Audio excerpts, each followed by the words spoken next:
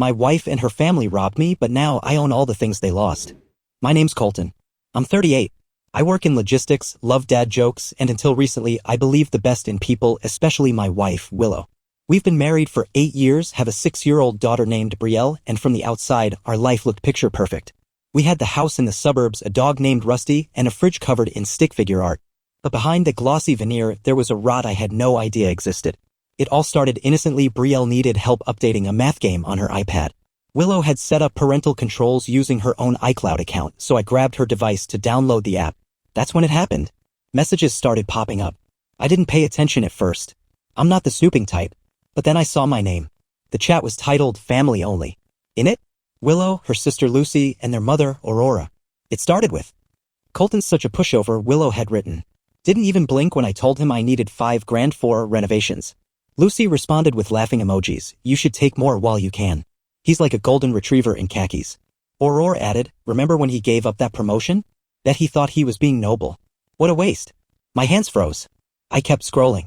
There were more messages, older ones, dozens, months of them, making fun of me, plotting how to move money, mocking my kindness like it was some character flaw. My stomach churned. My fingers trembled. I wanted to believe it was a joke. Some cruel, tone-deaf humor. But when I opened our banking app and started connecting the dots, the renovations, the emergency loans, the expensive conference trips, everything lined up. Willow had been systematically draining our savings. Not just frivolous spending, deliberate, calculated theft under the guise of trust. I should have confronted her right then. But instead I smiled. Helped Brielle with her app. I went through the motions like nothing had changed because that's what they expected from me. That night, I called Skylar, my oldest friend and the closest thing I had to a brother. We met at our usual dive bar. I showed him the screenshots, the messages, the bank statements. His face hardened. "You need to leave, man. Burn it down." "Not yet," I told him, nursing a beer. "They think I'm weak. Let's keep it that way. I want to know how far it goes." Over the next few days, I played the role. Loving husband. Doting father. Smiling fool. Meanwhile, I took screenshots of everything. Dug through our financial history. Started documenting every sketchy withdrawal, every mysterious charge, every late-night phone call she took in the backyard. Then I heard her on the phone with her mom. "He's working so much, he won't even notice if I move more. His bonus comes in next month. That'll be perfect for the business venture." They laughed. Aurora said, "What's he going to do? Get mad?" That night, I stared at our wedding photo on the nightstand. Her smile, my dumb happy face. I wondered if the gears were turning even then. But I didn't rage. I didn't break things. I booked an appointment with a lawyer, a forensic accountant, and a private investigator. If they wanted to play games, fine. I'd write the rulebook. Because I wasn't just a man betrayed. I was a father. A protector. And I was done being their joke. When people think of revenge, they imagine a dramatic explosion, someone shouting in the rain, maybe a table getting flipped. That's not me. I've never been the type to explode. But that doesn't mean I don't feel it. The betrayal? It simmers quietly in the corners of your mind, infecting everything it touches until even brushing your teeth feels like a performance. For the next few weeks, I lived a double life. By day, I was still Colton, the accommodating husband, the loving dad who packed school lunches and helped Brielle memorize multiplication tables. I kept showing up with a smile, pretending like I wasn't watching the ground slowly shift beneath our family. I did the dishes. I folded laundry. I kissed Willow on the cheek every morning like I didn't already know she was planning to siphon my next bonus into a fake investment account. But at night, I became someone else entirely. Skylar helped me sort through the bank statements. The man's not just my friend, he's an absolute bloodhound when it comes to tracing digital footprints. He flagged 2 separate PayPal accounts, both funneling money out in small increments. Then there was a credit card opened in my name, maxed out, hidden in the pile of mail she insisted she'd take care of. Turns out the business venture wasn't real. It was Aurora's idea of a cash grab, a women's empowerment boutique that existed only on Instagram and printed t-shirts with cringy slogans like "Manifest it, sis." They've been taking photos in borrowed Airbnb spaces, pretending to be influencers while bleeding me dry. It wasn't just about the money. It was the way they laughed about it. The ease with which they twisted my generosity into stupidity. I wasn't a husband or a son-in-law to them, I was a bank account with legs. Still, I didn't confront them. I kept collecting. I got copies of everything. I gave our lawyer a full paper trail. I opened a private savings account in a different bank and started shifting my direct deposits there, one by one. I removed Willow's name from anything I could legally manage without notice.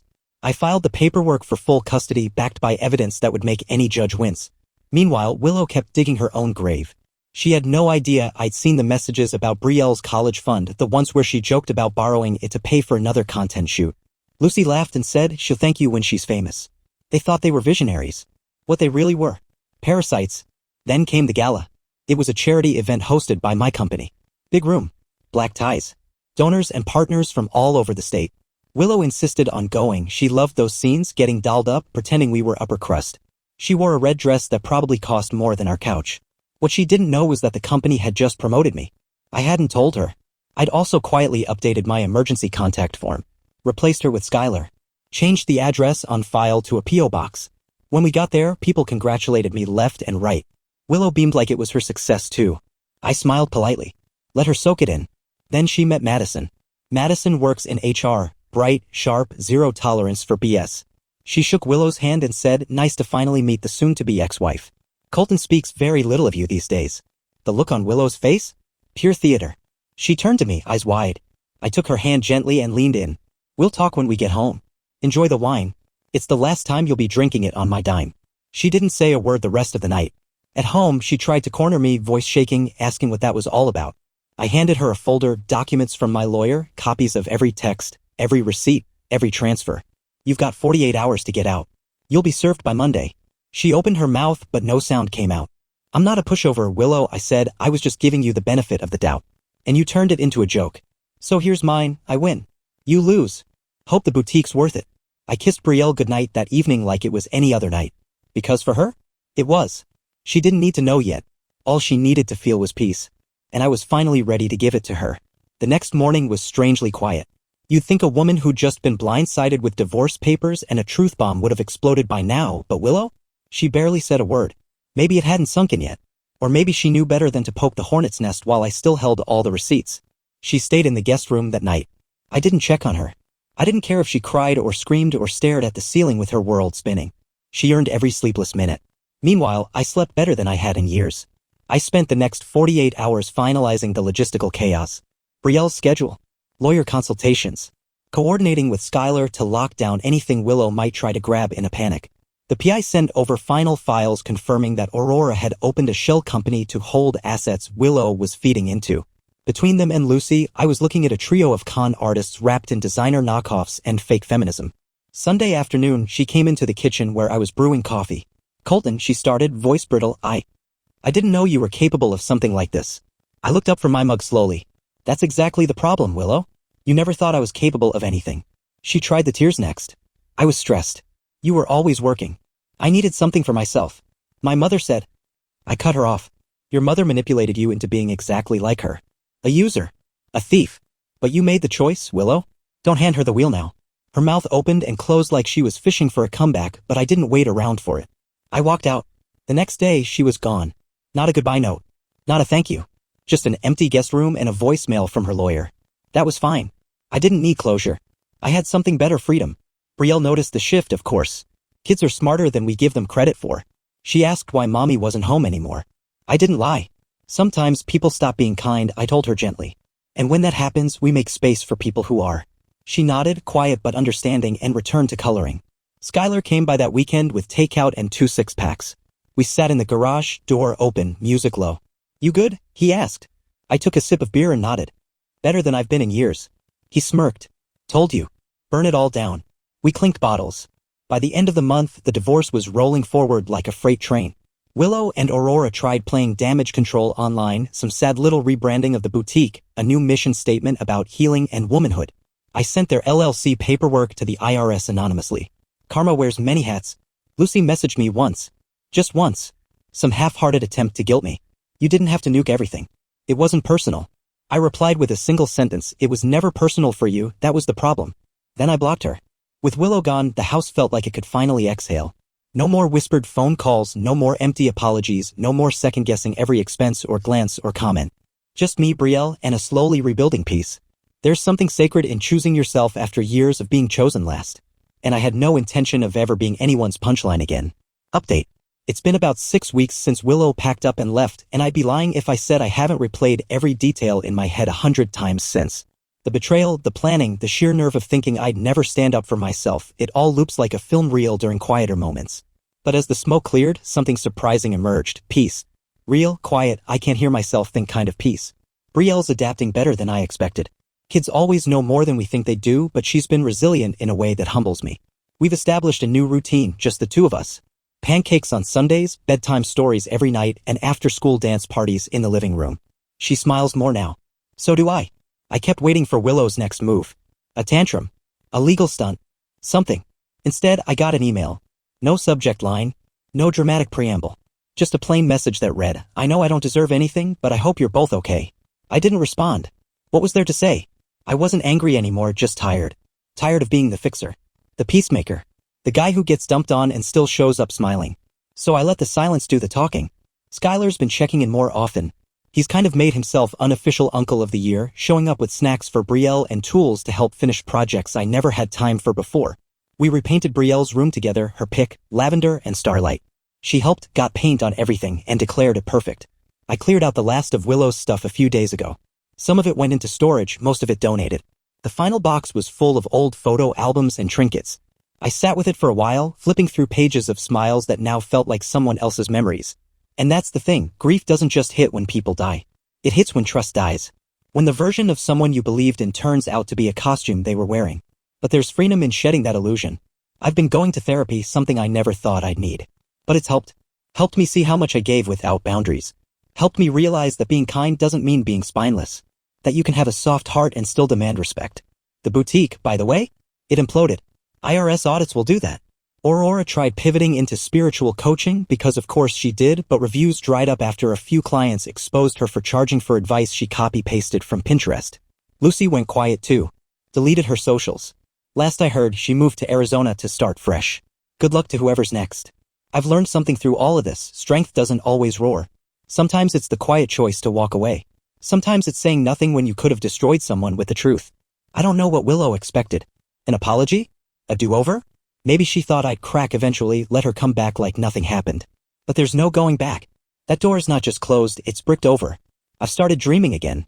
Not big, flashy dreams, just simple ones. A road trip with Brielle. Fixing up the backyard. Maybe adopting a second dog. Things that feel light, honest, and mine. And in that quiet corner of my life, I've started to build something real, no lies, no manipulation. Just peace. And for the first time in years, that feels like enough.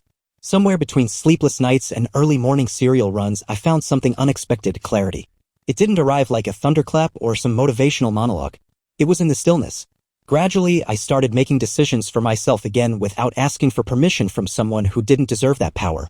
Brielle and I had formed a new normal, a quiet routine stitched together with little moments that made everything else fade into the background.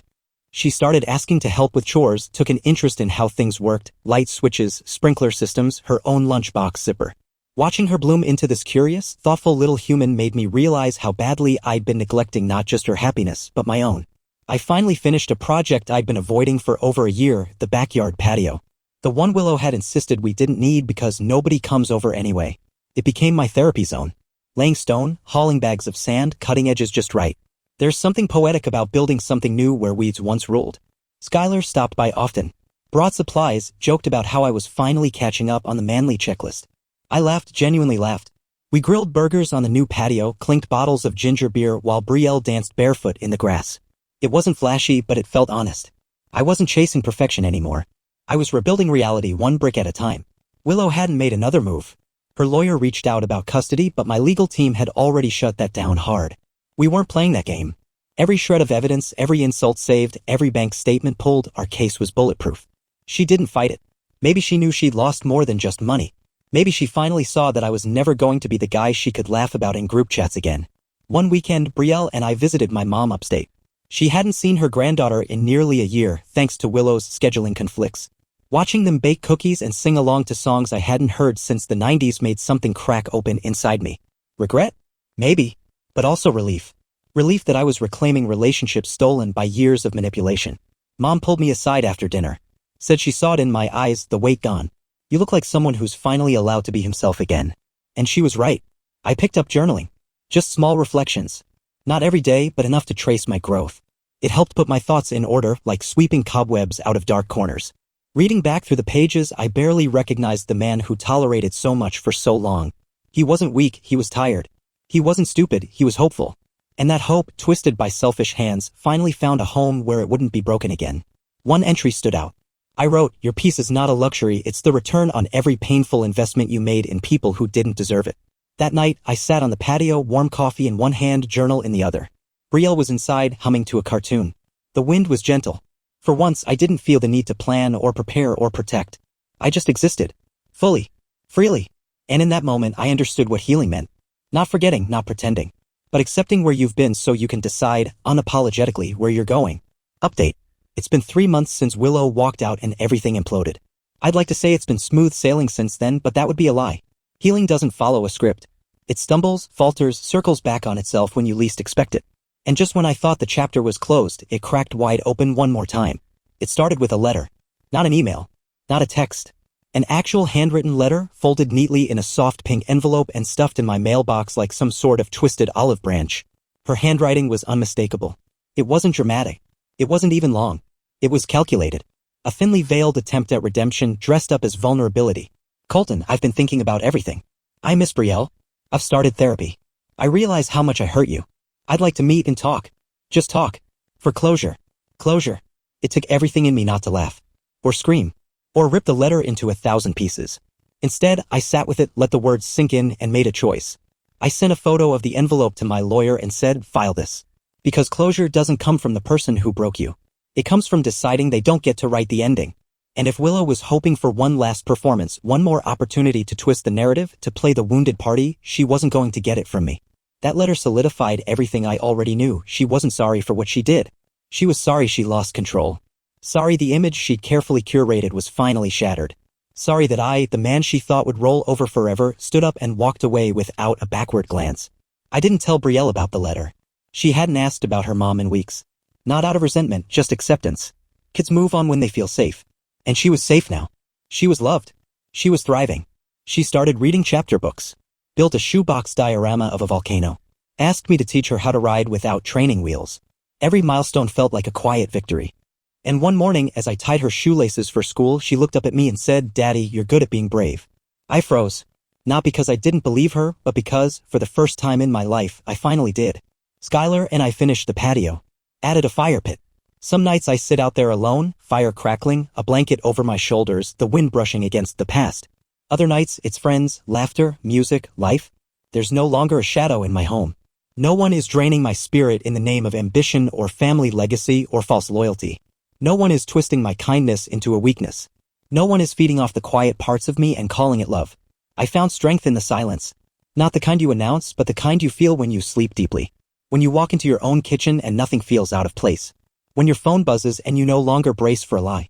Willow's chapter is over. Not because I wished her harm. Not because I needed revenge. But because I refused to be rewritten in her story. This is mine now. And I'm not just healing. I'm rebuilding, reclaiming, and reshaping the life I nearly lost trying to protect someone who never valued it. Update. It's been almost 6 months now. Half a year since the facade cracked, since the foundation gave way, since I finally looked in the mirror and saw someone worth standing up for. Not just a husband or a father. Not a pushover. But a man reclaiming his story one moment at a time. The world didn't stop spinning after Willow left. The sun still rose, the garbage still needed to be taken out, and Brielle still asked for extra syrup on her pancakes. That's the funny thing about life, it doesn't pause for heartbreak. It pushes forward, gently at first, then insistently, like a friend nudging you toward the dance floor after you've been sitting out too long. Brielle has become my compass. Watching her grow into this wildly curious, compassionate little person has been the most healing experience of all. She learned to ride her bike last week, no training wheels, no fear. Just one push from me and she was off, wind in her hair, shrieking with delight. She turned back once, just to make sure I was still watching. I waved, heart full to bursting. Skylar says I've changed. That I carry myself differently now. That I smile with my eyes again. Maybe he's right. I'm not sure I would have survived this whole storm without him. We still laugh about the patio fire pit project like it was a war campaign. Because in a way, it was. Every shovel of dirt, every bag of concrete, we weren't just building something for the house. We were burying the past under solid stone. I still get occasional messages from people who knew Willow. The polite kind. The awkward kind. The we had no idea kind. And I always smile, nod, and let it go. I don't need them to take sides. I already know who stood beside me when it counted. And more importantly, I know who I am now. There was a time I thought forgiveness was the end goal. That if I could find it, everything would click into place. But the truth is, I don't need to forgive Willow to move on. I just needed to stop bleeding for someone who wouldn't even hand me a bandage. The letter she sent? Still folded in my desk drawer. Not because I'm holding onto it, but because it reminds me how far I've come. It's not a weight anymore. It's a relic. A reminder of who I used to be and who I'll never become again. I've started dating, not seriously, not yet. Just getting coffee, sharing stories, learning how to be seen again without shrinking. It's strange and sweet and slow, and I'm okay with all of that. For the first time, I'm not rushing toward a future just to escape my present. I'm living it. And when I tuck Brielle in at night, when she wraps her arms around my neck and says, "I love you the mostest," I believe it. Not just because she's my daughter, but because she sees me. I've learned that being soft isn't a flaw. That empathy isn't weakness. That sometimes the strongest thing you can do is walk away without turning back. To say, "I matter," and mean it. So to anyone out there who feels like they're being trampled because they're kind, like they're losing themselves trying to hold everything together, listen closely. Kindness is not submission. Compassion is not consent to be used. And silence? It's powerful when you choose it, not when it's forced on you. You're allowed to rebuild, to reinvent, to protect your peace like it's sacred, because it is. This story started with me being called a pushover. It ends with me standing taller than I ever have before. And now I want to hear from you. What's the moment that made you stop letting others write your story? When did you reclaim the pen? Drop it in the comments. Someone out there needs to hear it. Hope you enjoyed this story as much as I do. Help this small channel grow by hitting that like button, subscribing, and sharing with your friends. Every bit of support means the world. Thanks for watching, and see you in the next one.